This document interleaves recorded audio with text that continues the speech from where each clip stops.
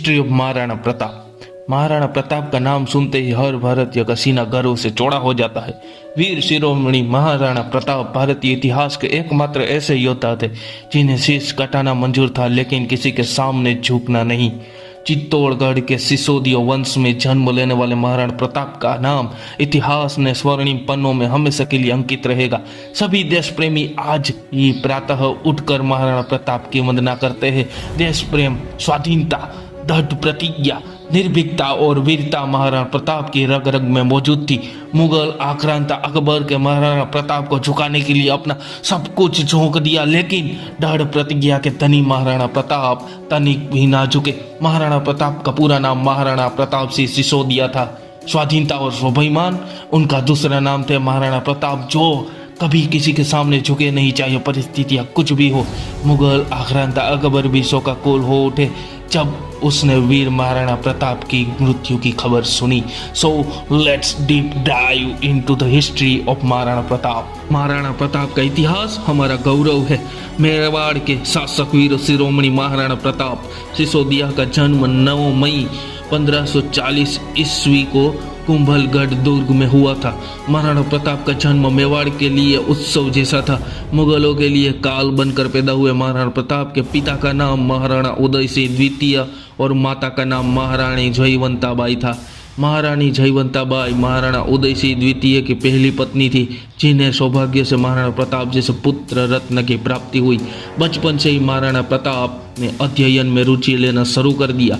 इसके साथ साथ महाराणा प्रताप युद्ध विधियां सीखने के लिए भी हर पल उत्साहित रहते थे। बचपन से ही महाराणा प्रताप की भुजाओं में दमखम दिखता था। बहुत ही जल्द वह अस्त्र शस्त्र चलाने में माहिर हो गए। बाल्यकाल में महाराणा प्रताप को उनकी माता महारानी जयवंताबाई उनके पूर्वजों की महानता की कहानियां सुनाती थी। यहीं से महाराणा प्रताप के मन में स्वाधीनता का विचार आया। महाराणा प्रताप के पिता और मेवाड़ के शासक महाराणा उदय सिंह द्वितीय को अपनी छोटी रानी माता सज्जाबाई से अत्यधिक प्रेम था, जिसके चलते बचपन में महाराणा प्रताप को पिता का प्रेम कम मिला। महाराणा उदय सिंह और सज्जाबाई सोलंकी के 2 पुत्र थे, जिनका नाम शक्ति सिंह और वीरमदेव था। बचपन से ही महाराणा प्रताप और शक्ति सिंह के बीच अनबन चलती रहती थी। महाराणा उदय सिंह के एक और पुत्र था, जिसका नाम था जगमल या जगमाल। महाराणा प्रताप के अन्य भाई उनसे द्वेष रखते थे, लेकिन महाराणा प्रताप सभी भाइयों को समान दृष्टि से देखते और सभी छोटे भाइयों से अथाक प्रेम करते थे। महाराणा प्रताप का परिवार बहुत बड़ा था, जिनमें उनके माता पिता के अलावा उनके भाई, पत्नियां, आई अनेक उनके पुत्र पुत्रियां थे। महाराणा प्रताप के पिता का नाम महाराणा उदय सिंह द्वितीय और माता का नाम जयवंताबाई सोनाग्रा था। महाराणा प्रताप का इतिहास देखा जाए तो उनके 23 भाई थे, जिनका नाम शक्ति सिंह, वीरमदेव, जैद सिंह, राय सिंह, जगमल, अगर, सिंहा, नारायण दास, पूर्णकर्ण, महेश दास, मान सिंह, भाऊ सिंह, नेत सिंह, रुद्र सिंह, सागर, बच्चन, सुल्तान, साहेब खान, खान सिंह, बेरिसाद, सरदूल और चंदा। महाराणा प्रताप की बीवियों का नाम यह रहे: अजब बंदे परिवार, फूल कंवर राठौड़, रत्न कंवर पवार, फूल कंवर राठौड़ द्वितीय, राण कंवर राठौड़, शाह मेहता राडी, आस कंवर खींचण, रत्न कंवर राठौड़, जसोदा चौहान, भगवंत कंवर राठौड़, माधव कंवर राठौड़, प्यार कंवर सोलंकी, चंपा कंवर झोला और अमोल कंदे चौहान। महाराणा प्रताप के पुत्र थे माना, नाथा, रायभान, राम सिंह, जयवत सिंह, कल्याण दास, चंदा, पूर्णमरण, हाथी, भगवान दास, सहसमल, गोपाल, तुर्जन सिंह, सावल दास, काचरा, सावला दास और शेखा। महाराणा प्रताप की बेटियां, महाराणा प्रताप को 5 बेटियां था, जिनका नाम दुर्गावती, रखमावती, कुसुमावती, सुखकंवर और रखमावती। परंपरा के विपरीत जगमाल को सिंहासन और प्रताप का व्यवहार। महाराणा प्रताप सबसे बड़े बेटे थे और महाराणा उदय सिंह द्वितीय के उत्तराधिकारी की भी। महाराणा उदय सिंह द्वितीय की एक और रानी थी, जिसका नाम भटियानी था। रानी भटियानी के पुत्र का नाम जगमाल था, जिससे वह परंपराओं के विपरीत मेवाड़ का उत्तराधिकारी बनाना चाहती थी। जैसे तैसे रानी ने महाराणा उदय सिंह द्वितीय को इसके लिए राजी कर लिया। हालांकि महाराणा उदय सिंह यह नहीं चाहते थे और वह जानते थे कि यह नियमों के विपरीत और मेवाड़ के राजवंश नियमों के खिलाफ है। फिर भी उन्होंने दिल पर पत्थर रखकर जगमाल को मेवाड़ की गद्दी सौंप दी। महाराणा उदय सिंह के बाद मेवाड़ के शासक बने जगमाल सिंह। महाराणा प्रताप बड़े थे और मेवाड़ की गद्दी के उत्तराधिकारी भी, फिर भी उन्हें राजा नहीं बनाया गया। इस बात से वह उदास नहीं हुए और उन्होंने महाराणा जगमाल सिंह को प्यार दिया। इतिहासकार बताते हैं कि जगमाल डरपोक और अयोग्य शासक था। जैसे ही जगमाल के मेवाड़ का शासक बनने की खबर मेवाड़ में फैली, सभी सामंत पहले तो आश्चर्यचकित हुए और बाद में उन्होंने खेद जताया। सभी सामंत और मेवाड़ राज्य के उत्तराधिकारी महाराणा प्रताप की वीरता और देश प्रेम के बारे में भली भांति जानते थे। महाराणा प्रताप को राजा नहीं बनने से सभी नाराज थे। उदय सिंह द्वितीय की मृत्यु हो गई, जिसके पश्चात मेवाड़ के महाराणा जगमाल सिंह ने महाराणा प्रताप को बुलाया और उन्हें मेवाड़ छोड़कर जाने का आदेश दिया। महाराणा प्रताप घोड़े पर बैठकर निकल पड़े। इस तरह से एक महान प्रतापी योद्धा को जाते हुए देखकर मेवाड़ वासियों में यह बात आग की तरह फैल गई। तब जाकर सामंतों के मुखिया चंद्रावत कृष्ण ने महाराणा प्रताप का पीछा किया और उन्हें रोका। महाराणा प्रताप का राज्याभिषेक। चंद्रवत कृष्ण ने महाराणा प्रताप को समझाकर कहा कि आप किसी भी सूरत में मेवाड़ की सीमा लांघकर बाहर नहीं जाएंगे। चंद्रावती जी ने महाराणा प्रताप को उनके पुरखों की वीरता और त्याग के बारे में बताते हुए कहा कि यदि आप इन कठिन परिस्थितियों में मेवाड़ को छोड़कर चले जाएंगे तो मुगल आक्रमण करेंगे। अकबर आसानी से राज्य को हड़प लेगा। जगमाल अकबर का सामना नहीं कर पाएगा। ऐसे में बप्पा रावल के समय से चल रहे आ रहे इस वंश का अंत हो जाएगा। आपको अपने पूर्वजों बप्पा रावल, महाराणा कुंभा, महाराणा सांगा सभी की प्रतिष्ठा और चाह को ध्यान में रखते हुए मेवाड़ का शासक बनना चाहिए ताकि इस राज्य और देश की विधियों से रक्षा की सके। महाराणा प्रताप ना चाहते हुए भी रुक गए। सभी सामंत जानते थे कि महाराणा उदय सिंह जी द्वितीय द्वारा गलती हुई है। मेवाड़ की प्रजा को महाराणा प्रताप से अथाक प्रेम था। महाराणा प्रताप का राज्याभिषेक 28 फरवरी 1572 ईस्वी फाल्गुन शुक्ल पक्ष में पूर्णिमा के दिन हुआ था। महाराणा प्रताप के गद्दी पर बैठते ही मेवाड़ की सेना और जनता में उत्साह की लहर दौड़ गई। महाराणा उदय सिंह द्वितीय के शासनकाल में मेवाड़ की स्थिति अच्छी नहीं थी। उनके शासनकाल में महाराणा उदय सिंह ने चित्तौड़गढ़ गांव दिया था और उदयपुर में आकर बस गए। अंततः मेवाड़ के उद्धार और स्वतंत्रता के लिए महाराणा प्रताप का राज्याभिषेक विशेष महत्व रखता था।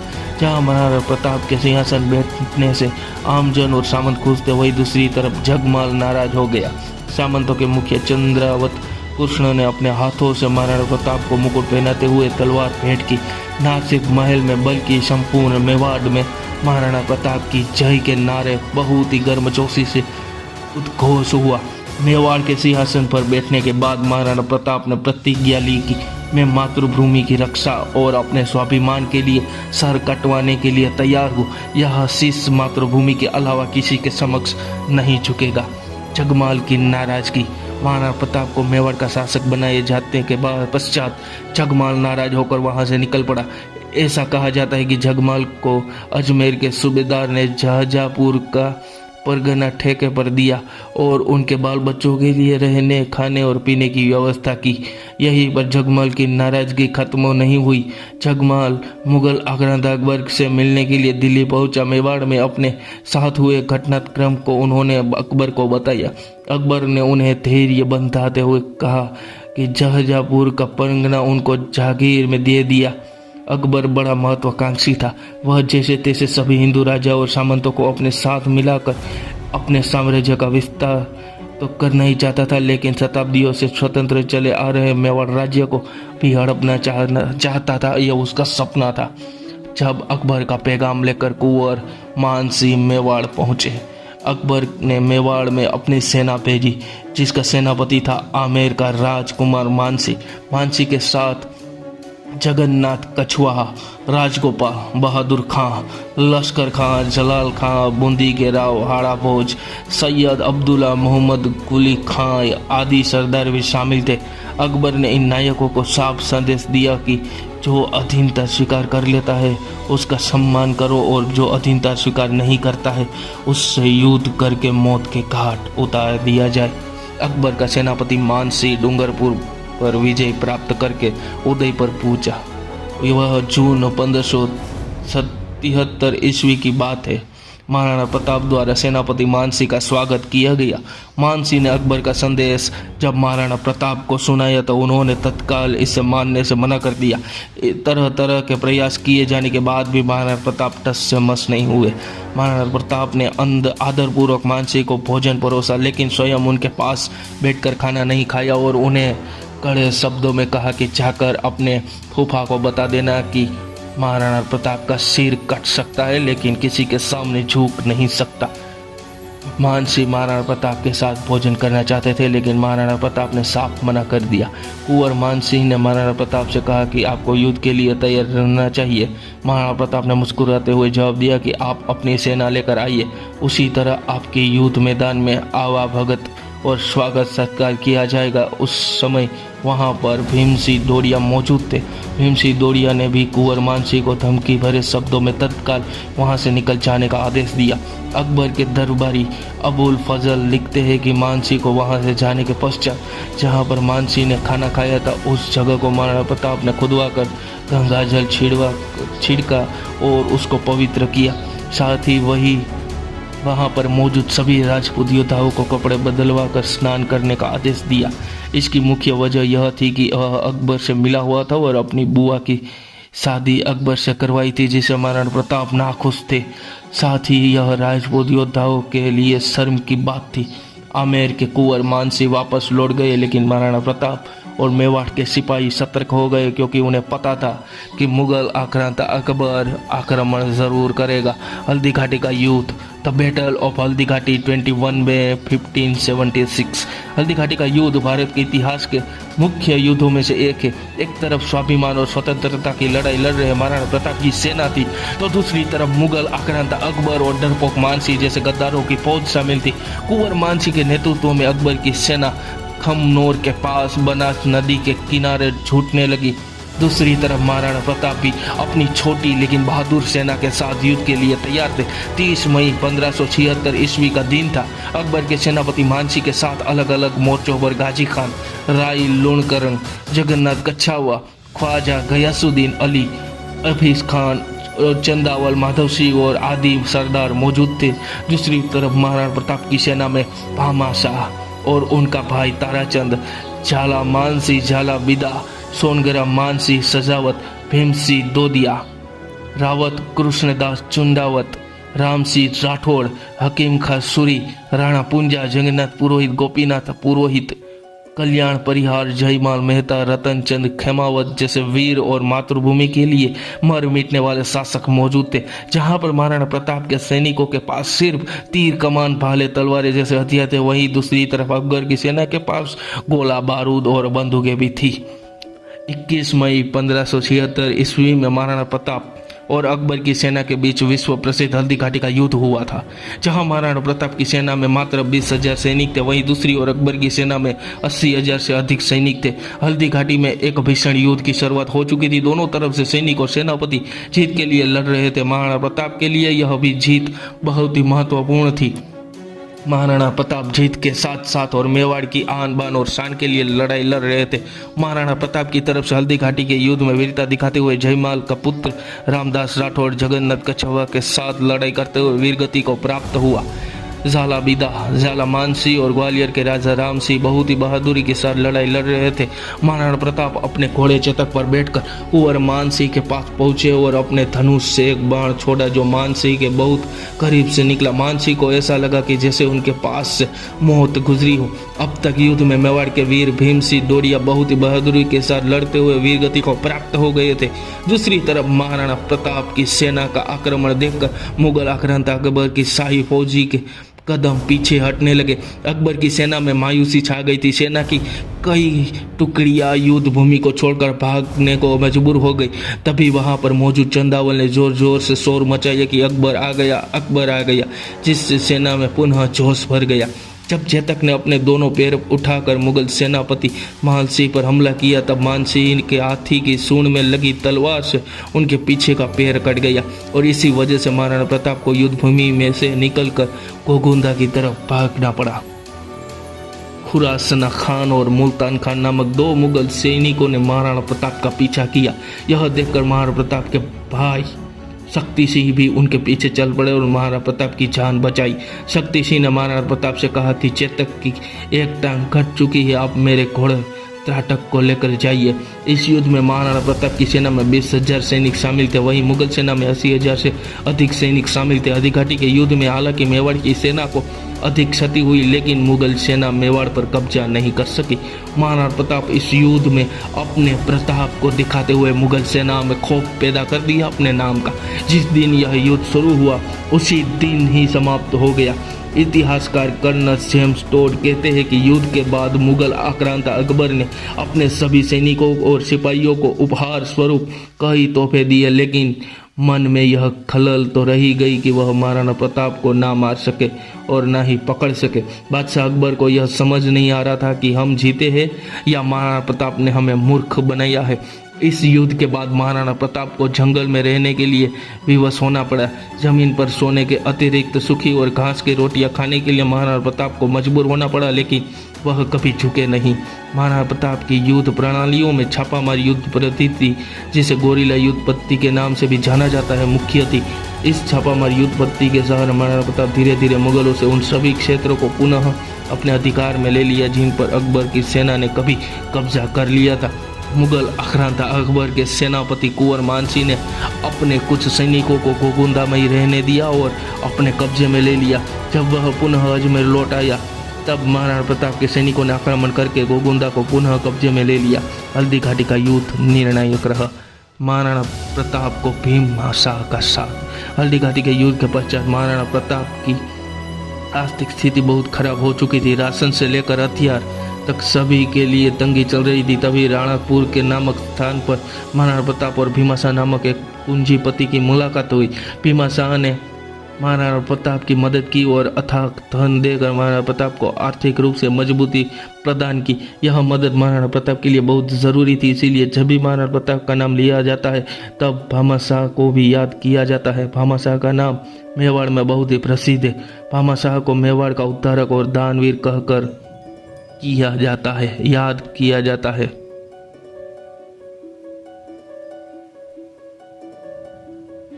महाराणा प्रताप और अकबर का अंतिम युद्ध, the final battle of Maharana Pratap and Akbar. वर्ष 1585 ईस्वी महाराणा प्रताप और अकबर के बीच में अंतिम युद्ध लड़ा गया।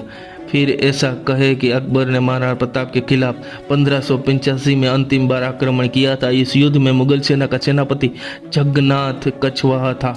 इस युद्ध में भी अकबर को सफलता नहीं मिली। इसके बाद महाराणा प्रताप ने चावंड को राजधानी बनाई। चावंड उदयपुर में स्थित चामुंडा माता के मंदिर का निर्माण महाराणा प्रताप ने ही करवाया था। इतिहासकार बताते हैं कि अकबर की बड़ी मुगल सेना के सामने भी डटकर लड़ने वाले महाराणा प्रताप ने सिर्फ मांडलगढ़ और चित्तौड़गढ़ को छोड़कर संपूर्ण मेवाड़ को पुनः आज़ाद करवा दिया था। महाराणा प्रताप की मृत्यु कैसे हुई? महाराणा प्रताप की मृत्यु न सिर्फ मेवाड़ के लिए बल्कि संपूर्ण भारतवर्ष के लिए एक बहुत बड़ी क्षति थी। 19 जनवरी 1597 ईस्वी में लगभग 56 से 57 वर्ष की आयु में महाराणा प्रताप की मृत्यु हो गई। महाराणा प्रताप जब शेर का शिकार करने के लिए कमान को जोर से खींचा था तो वह सीधा उनके पेट पर लगा। यह चोट इतनी तेज थी कि महाराणा प्रताप घायल हो गए और अंततः यही आगे चलकर उनकी मौत का कारण बना। अपनी जिंदगी के आखिरी लम्हे महाराणा प्रताप ने चावंड नामक गांव में बिताया। जिस दिन महाराणा प्रताप की मृत्यु हुई उस दिन सुबह से ही बहुत उदास और चिंतित लग रहे थे। शायद उनका मन नहीं अटका हुआ था। महाराणा प्रताप ने उन सभी लोगों को पास में बुलाया जो उनके बहुत करीबी थे, जिनमें उनका पुत्र अमर सिंह और परिवार के अन्य सदस्यों के साथ मंत्री और सामंत मौजूद थे, जिन्होंने हल्दी घाटी के युद्ध में महाराणा प्रताप का साथ दिया था। तभी हिम्मत करके सलूमबर के सामंत चुंडावत जी ने महाराणा प्रताप से उनके दुखी होने का कारण पूछा।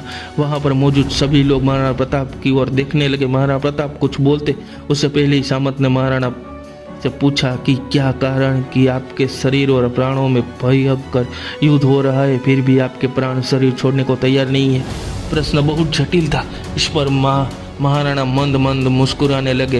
हालांकि चिंता की लकीरें उनके चेहरे पर साफ झलक रही थी और चिंता भी मेवाड़ के गौरव की रक्षा करने का था, क्योंकि महाराणा प्रताप को लगता था कि उनका पुत्र महाराणा अमर सिंह थोड़े कमजोर और आराम पसंद व्यक्ति है।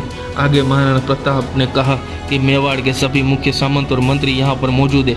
अगर आप मुझे यह आश्वासन दो कि मेरी मृत्यु के पश्चात आप मेवाड़ की आन बान और शान की रक्षा के लिए तत्पर रहेंगे एवं इसके गौरव की रक्षा करेंगे, एक राजा का इससे बड़ा प्रेम क्या हो सकता है। महाराणा प्रताप की बात सुनकर सभी सामंत खड़े हुए और एक साथ सभी ने मेवाड़ के प्रथम राजा बप्पा रावल की शपथ लेकर महाराणा को आश्वासन दिया कि हमारे प्राण चले जाए लेकिन मेवाड़ की शान और इसके गौरव की रक्षा के लिए हम हर समय अपना शीश कटाने के लिए हाजिर रहेंगे, तैयार रहेंगे। यह बात सुनकर महाराणा प्रताप का सीना गर्व से चौड़ा हो गया और उन्होंने मुस्कुराते हुए 19 जनवरी 1597 के दिन अंतिम सांस ली। महाराणा प्रताप की मृत्यु की खबर अकबर तक पहुंची। महाराणा प्रताप कितने बड़े योद्धा थे यह मुगल शासक अकबर से ज़्यादा कोई नहीं जान सकता है, क्योंकि अकबर ने पूरा जोर लगा दिया, फिर भी महाराणा प्रताप को ना तो जिंदा पकड़ सके ना ही उन्हें झुका सके, अर्थात ना अपनी अधीनता स्वीकार करवा सके। महाराणा प्रताप की मृत्यु की खबर जब मुगल शासक अकबर के पास पहुंची तो वह सुनकर स्तब्ध रह गया। अकबर के दरबारी कवि दुर्सा आढ़ा, जो कि मुगल दरबार में कवि के साथ ही महाराणा प्रताप की मृत्यु की खबर जब अकबर के पास पहुंची तब भी वह मौजूद थे। कवि दुर्सा आढ़ा लिखते हैं कि ना सिर्फ अकबर बल्कि पूरा दरबार शोकाकुल हो उठा। अकबर को जीवन भर इस बात का मलाल रहा कि वह जीते जी कभी महाराणा प्रताप को नहीं पकड़ सके। अगर आपको ये वीडियो पसंद आया है तो इसे लाइक करें और अपने सोशल मीडिया ग्रुप में ज़्यादा से ज़्यादा शेयर करें। और दोस्तों, हम मिलेंगे ऐसे अगले मज़ेदार वीडियो में। Thank you for watching.